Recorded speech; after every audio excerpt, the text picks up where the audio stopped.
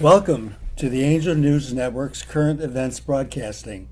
Our brief interview programs are designed to obtain the perspectives of the higher realms on the current events taking place in our country and our world. I am Joel Anastasi. In each program, I will be interviewing a member of the higher realms, channeled by Philip Elton Collins. Philip and I are co-founders of the Angel News Network. Good morning, Philip. Hello, everyone. Give me one moment to go into trance, and I will be connected with Ascended Master Saint Germain. Greetings, beloved students and friends. I come to you from the frequency, the band of consciousness you know as the Ascended Master Realms, named by you Saint Germain. No one has to believe anything that is about to be said or we have ever said in the past. It is not our responsibility to convince you we are right, or to attempt to control you in our truth.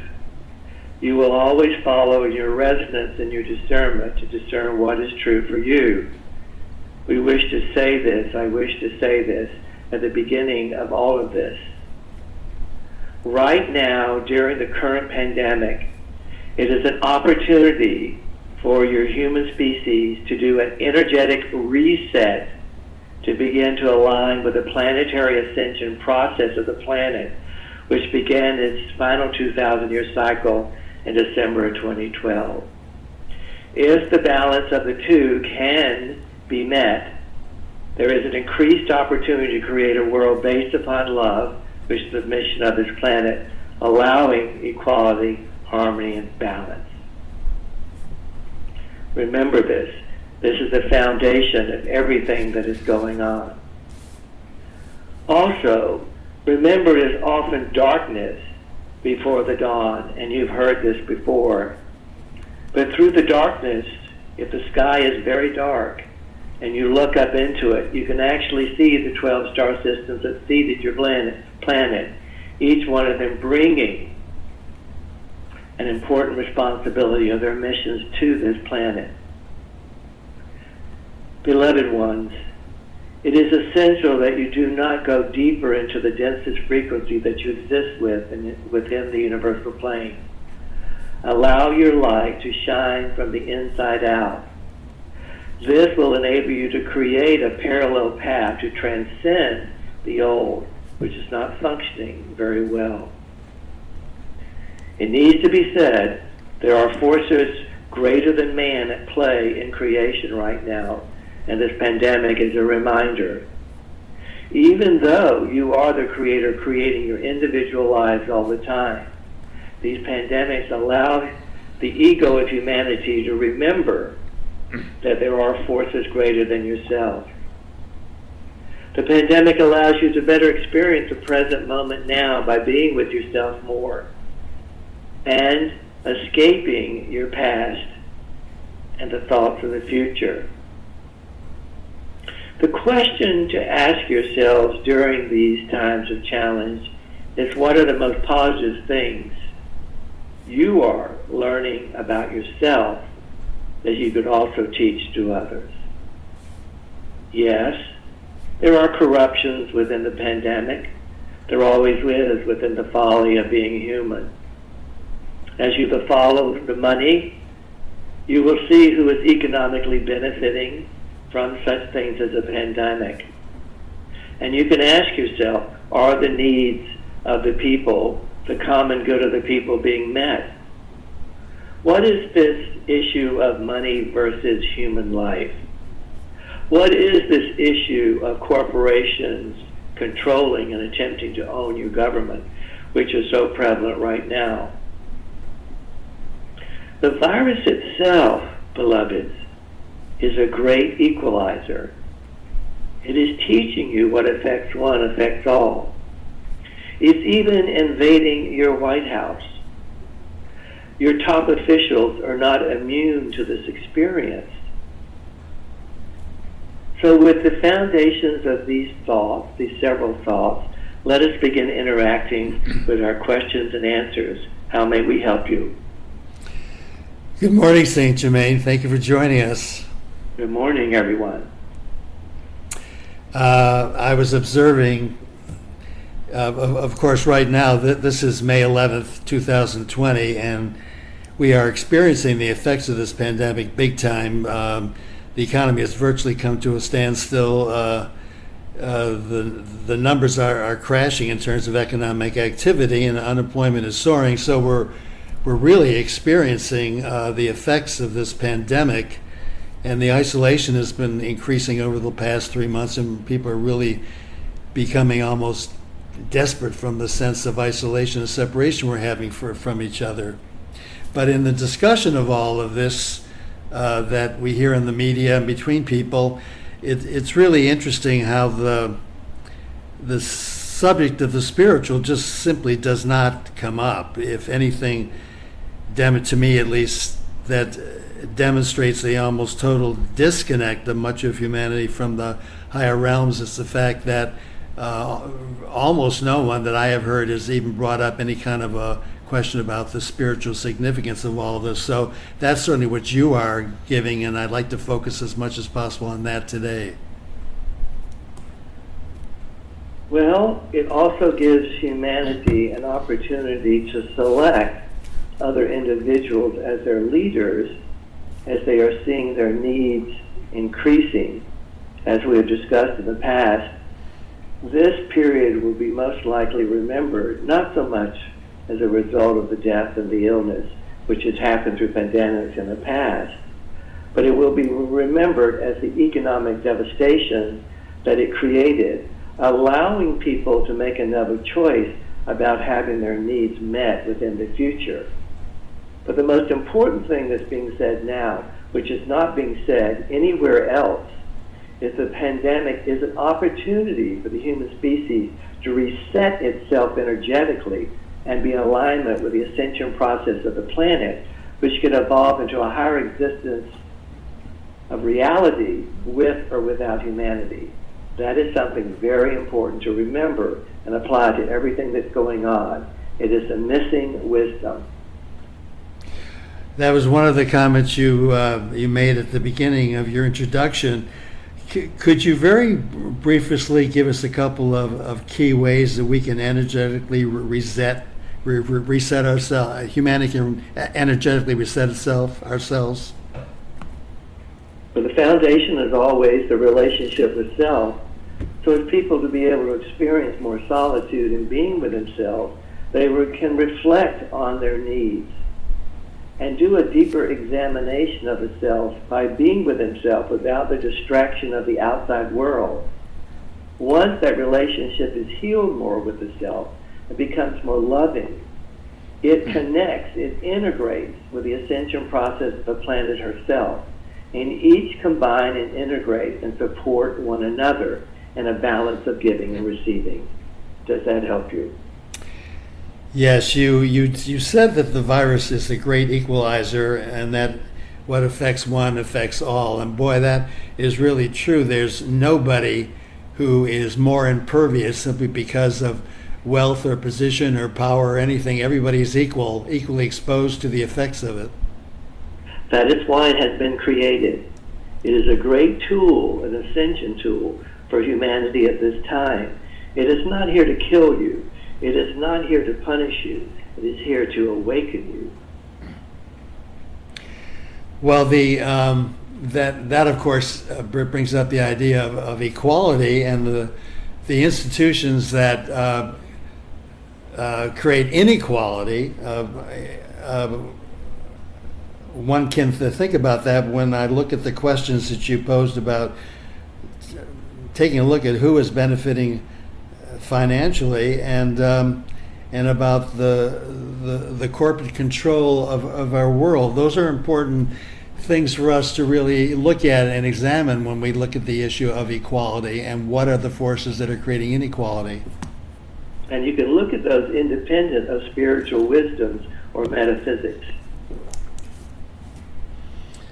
Well, we certainly can. We've talked about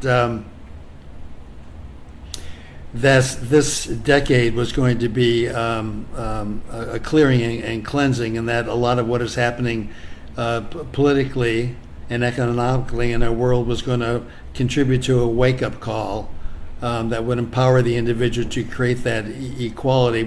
We certainly have a wake-up call. We certainly have a decade of chaos going on, which you said was going to lead to a clearing and cleansing. I know we've addressed that before, but could you just kind of make a statement to anybody who's listening to this for the first time, just exactly what's happening in this decade and what you mean by clearing and cleansing?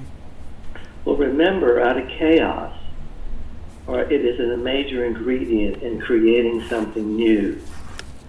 So as people go into chaos and challenges, it gives them an opportunity to make another choice rather than the choices that have been made in the past. If you look at your governmental leaders, or you look at how your personal life is being led, or your interpersonal relationships with other people, the jobs that you have, and you're facing your mortality, it allows you to ask the question, what would I like to change? Am I truly taking advantage of the gift of life in this particular incarnation? Question mark. We've often made the observation that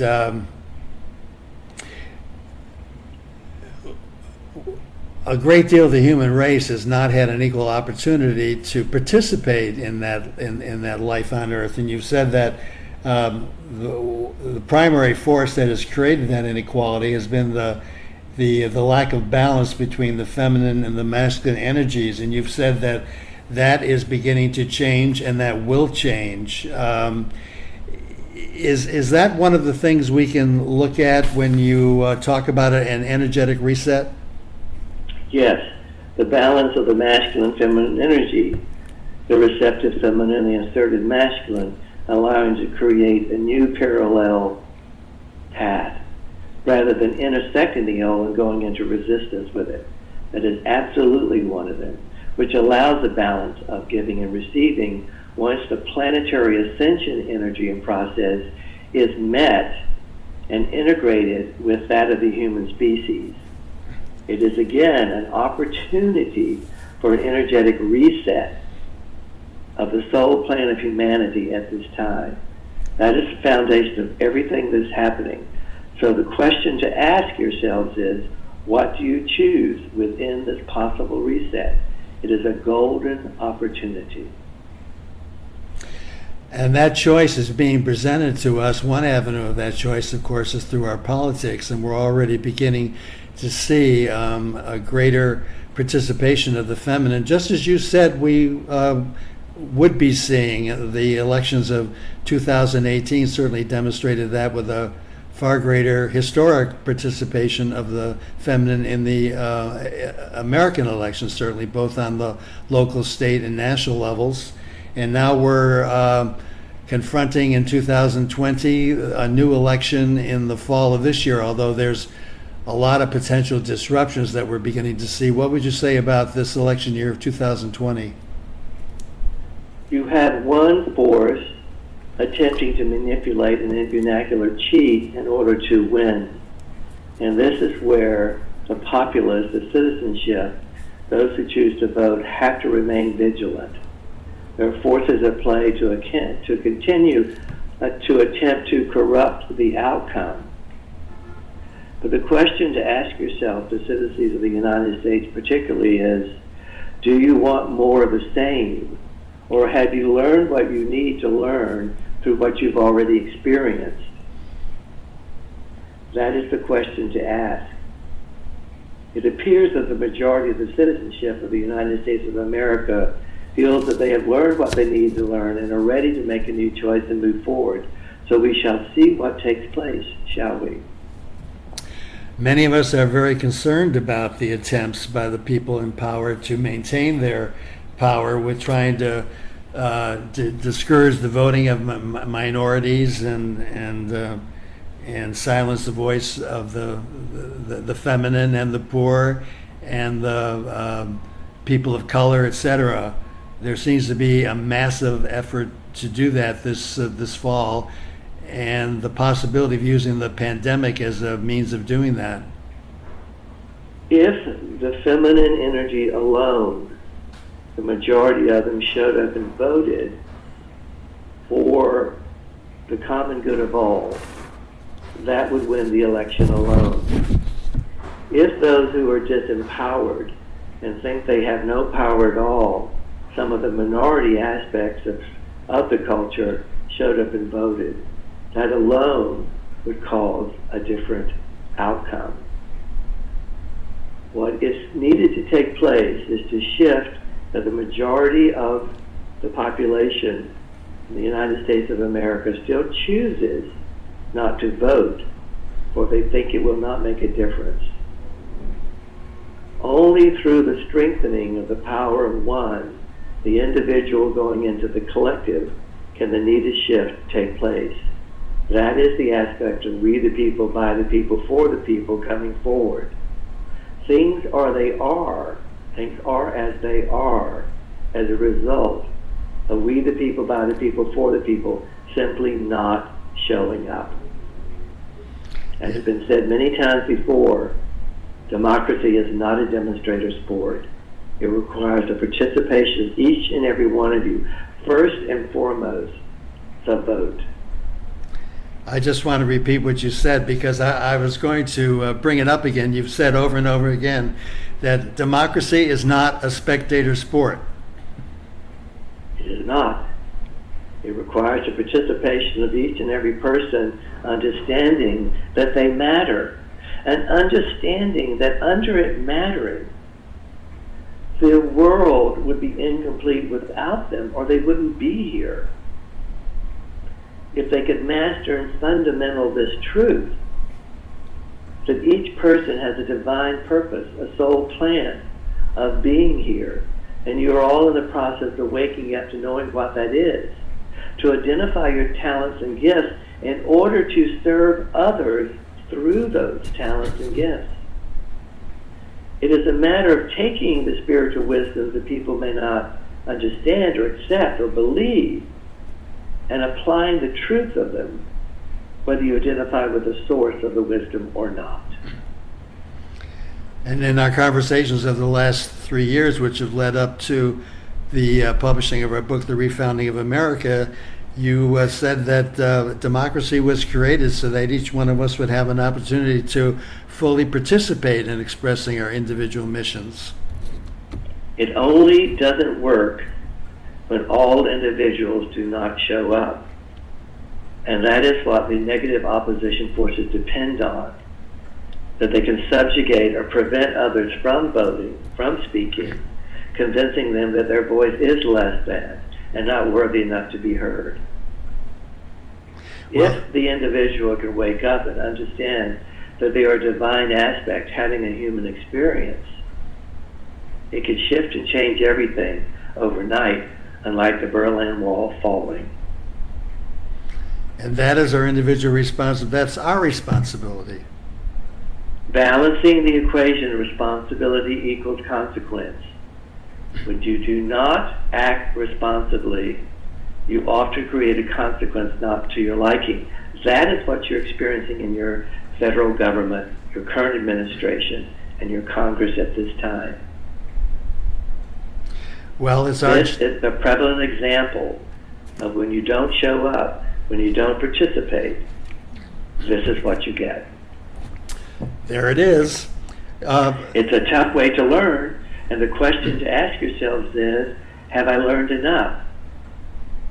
Do I have to continue learning through a more difficult challenge? If that is the case, that will be the reality that's put before you. The power of the individual moving into the collective is the strongest force on the planet. The power of the individual.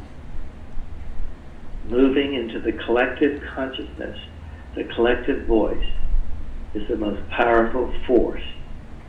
It is your divinity in action. You know, so, And it will always choose the highest good, the common good of all.